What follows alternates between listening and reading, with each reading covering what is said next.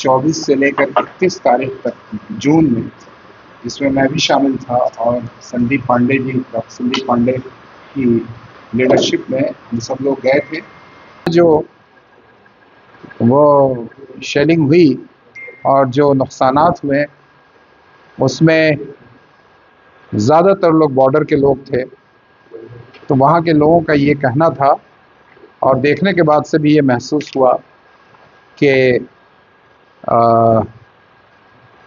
جو کچھ بھی نقصان ہوتا ہے، جو کچھ بھی آفت آتی ہے وہ کشمیریوں پہ آتی ہے، چاہے وہ پاکستان کے گولی باری سے مرے یا پھر یہاں کی افواج ان کو مارتی ہے اور بے قصوروں کو لے کر کے جیل میں ڈالتی ہے. اس وقت 9000 نوجوان جیل کے اندر ہیں.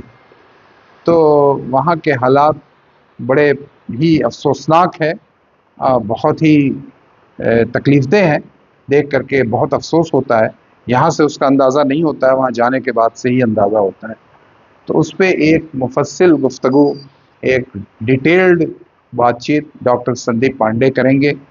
یہ مستقل ساتھ میں رہے ایک ہفتے تک، 24 سے لے کر کے 31 تک، اور پھر دوسرا ان کا دورہ ہوا 25 جولائی تک، 21 جولائی سے 25 جولائی تک، جون 25 جون تک. تو ان دونوں سفر میں کشمیر کے جو حالات ہیں اس پہ روشنی ڈالیں گے. ڈاکٹر سندیپ پانڈے سے آپ لوگ واقف ہوں گے، یہ سوشلسٹ پارٹی کے جنرل سیکریٹری ہیں اور یہ میگسیسے ایوارڈڈ ہیں، جو پورے بہت ہی پریسٹیجیس ایوارڈ ہے امریکہ کا.